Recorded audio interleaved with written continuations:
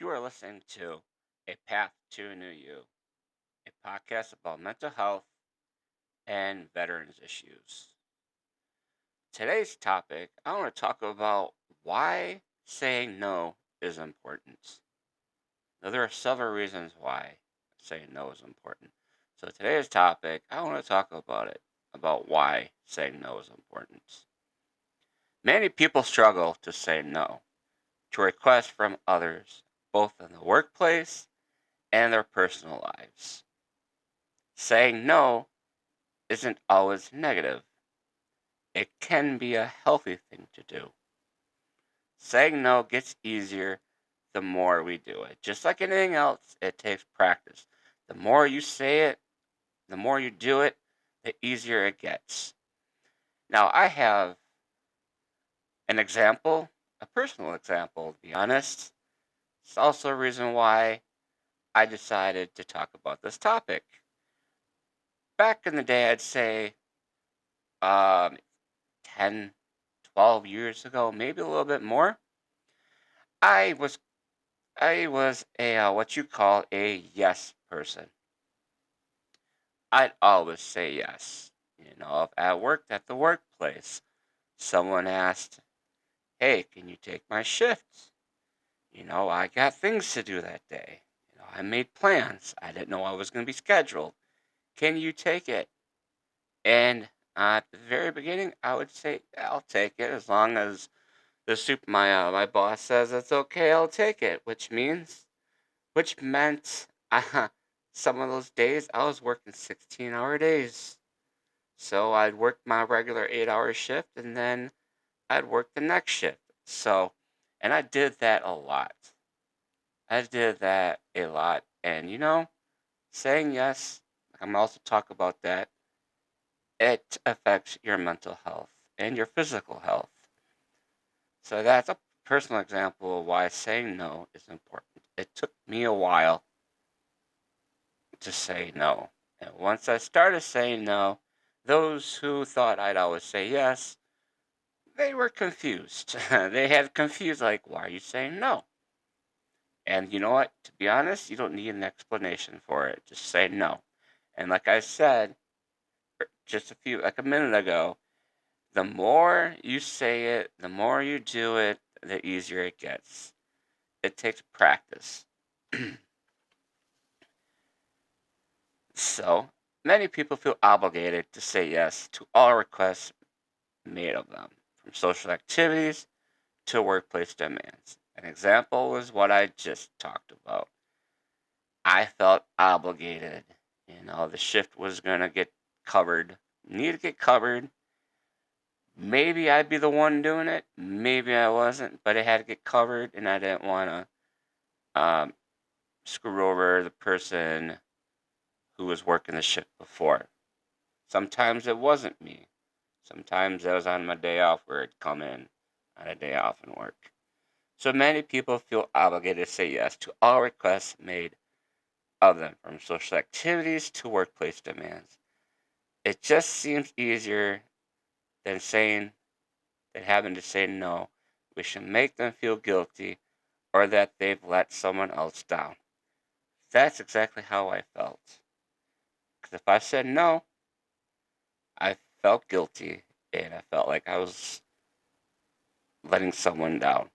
They might fear that declining or refusing a request will upset, offend, or even anger their friends, families, and peers. That's exactly how I felt back in the day.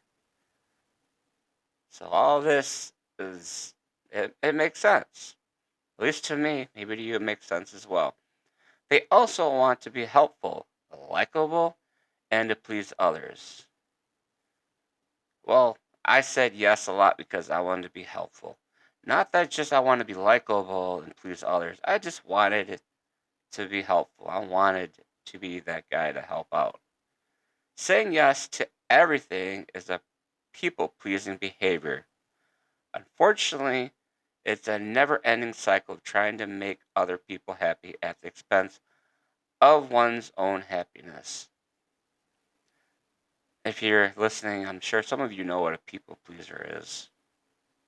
It's someone who wants to please. I guess a people pleaser is someone who wants to please people. Say, I always want to make sure that other person's happy.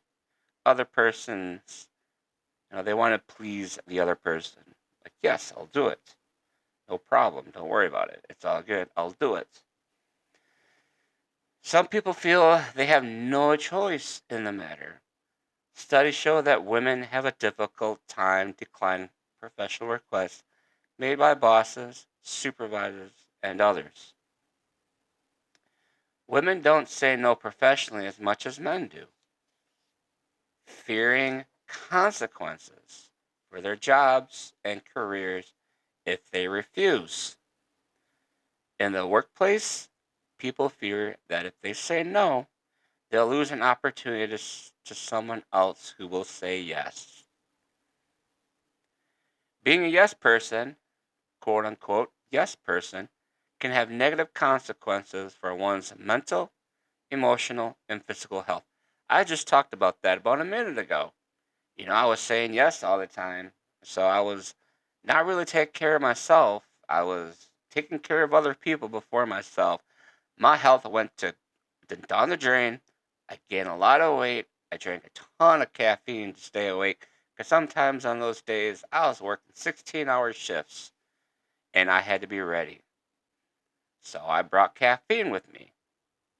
And then my physical health, I wasn't taking care of myself. Yeah. So there you go. It takes a yes person can have negative consequences for one's mental, emotional, and physical health.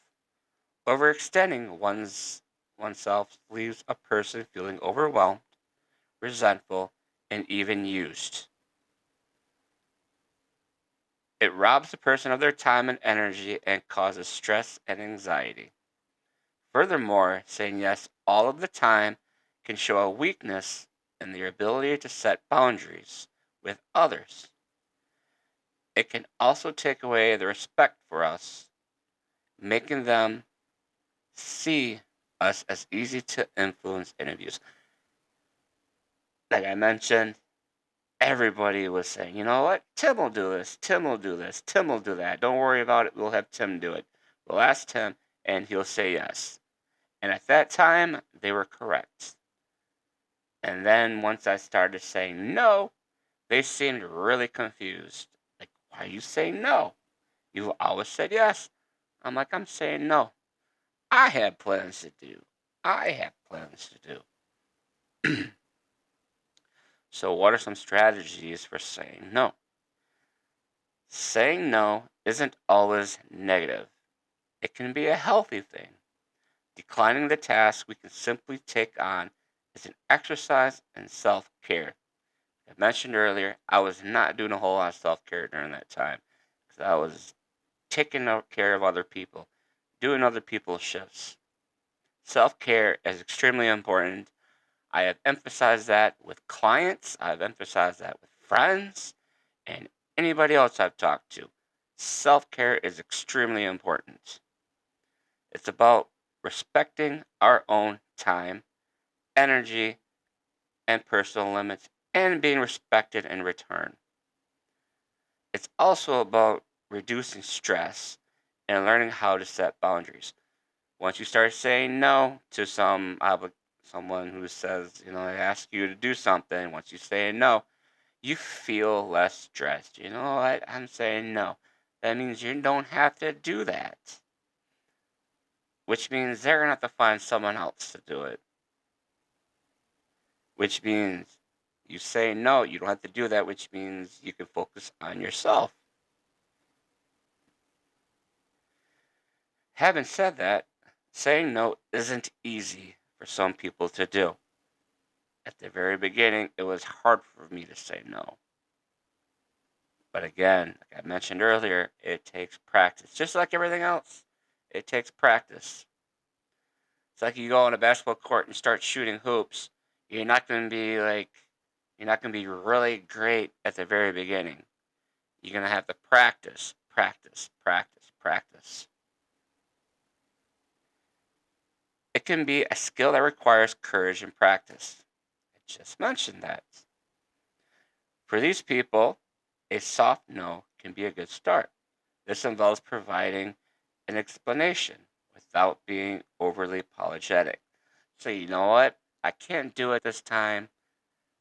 I have other obligations, or, what? I have to go to the gym, or I'm meeting a friend later for dinner, or I'm meeting a friend later, or, you know what? My favorite show's on TV tonight, and I don't want to miss it.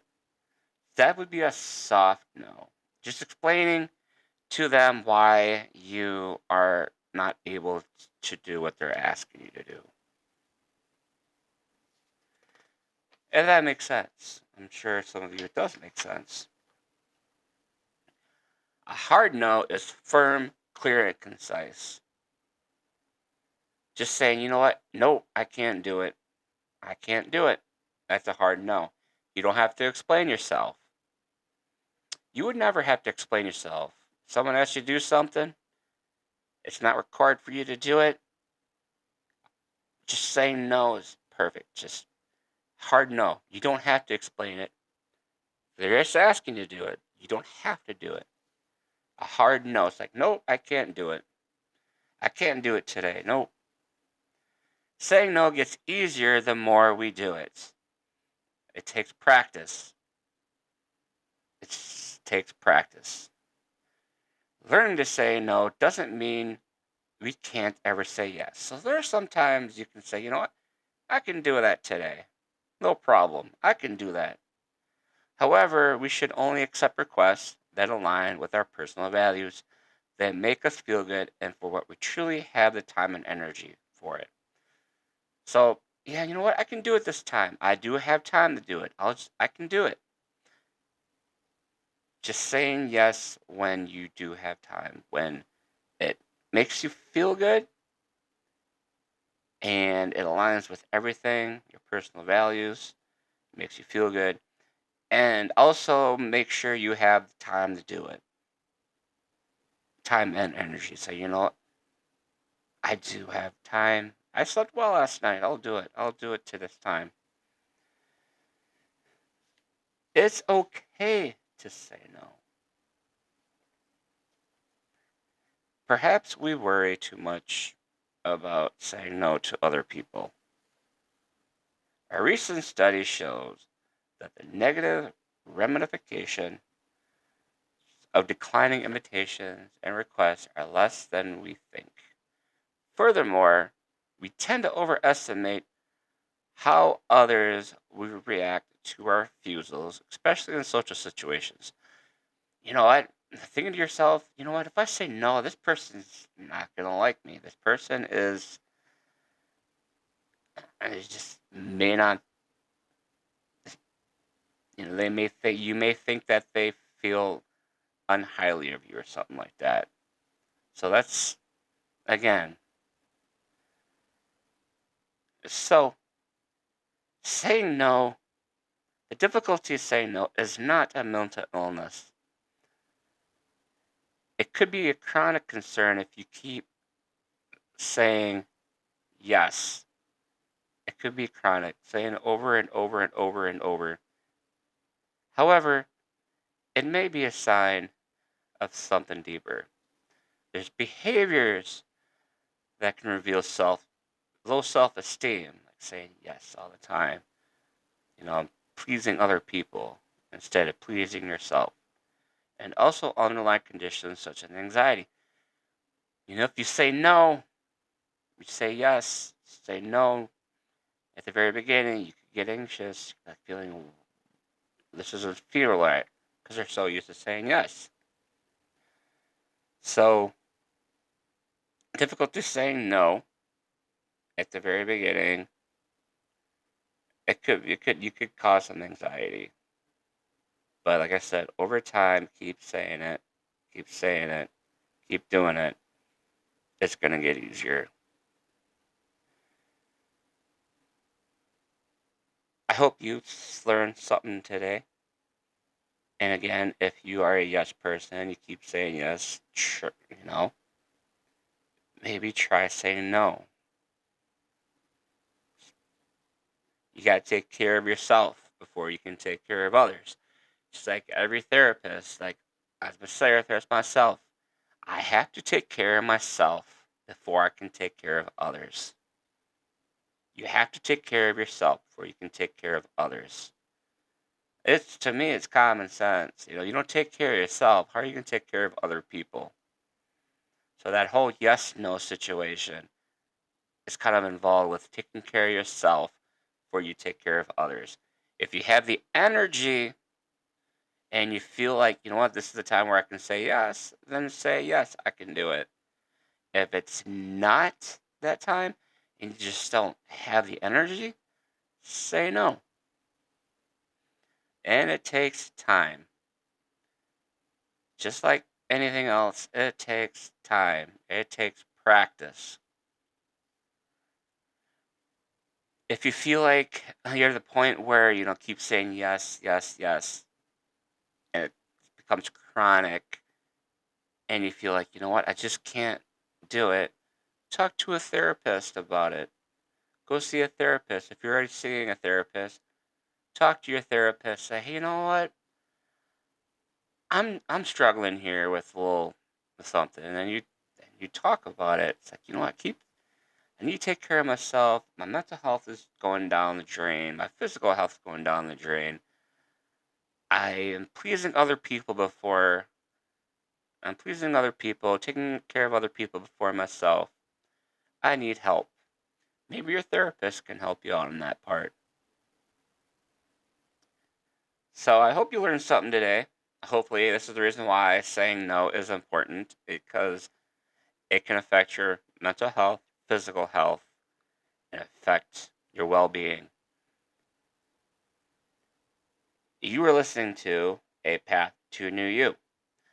My podcast is available on most streaming platforms, including Apple Podcasts, YouTube, Audible, Amazon Music, Spotify, Google Podcasts, and I believe there's a couple other ones. And it's free to listen to. And when you're done listening to my episodes, can you please rate and review them? Let me know what I can improve on. Please rate them. That also helps my podcast gets more viewers. The more ratings they get, the more viewers, the higher up it is on the platform. The more viewers I have, it definitely helps with that situation. I'm trying to educate people on mental health as well as veterans issues. If you or you know someone who wants to be a guest on my show, please reach out. I do have a Facebook page for this podcast, and I'll post a link in the comment area where I discuss what this episode is about. Please click on it. Please follow that Facebook page, and you can reach me out through there. Or if you know me personally, you can contact me. I like to have more guests on this show. I haven't had a guest in a while. If you or you know someone who'd be a fit for a guest who specializes in a certain topic, something in mental health or veteran related, reach out to me. I'd be glad to have them on my podcast. I do use a program where I can send them a link and they don't have to come to me. I don't have to go to them. I just send them a link and we can go from there. So they can do it at their home, or if they have like a few minutes, they can do it in their car or whatever. And usually I'll ask questions on Facebook saying, hey, I have an episode coming up where this person is going to be a guest. Do you have questions? And then I'll send that person questions ahead of time, though, so they know what questions I'll ask. Again, please rate and review after listening to my episodes. I'd really appreciate it. I think I have one rating so far on Spotify, and I've been doing this podcast for over a year now, almost close to over a year now. I'd like to have more ratings. Let me know what's going on. Again, you were listening to A Path to New You, And until next time, be well.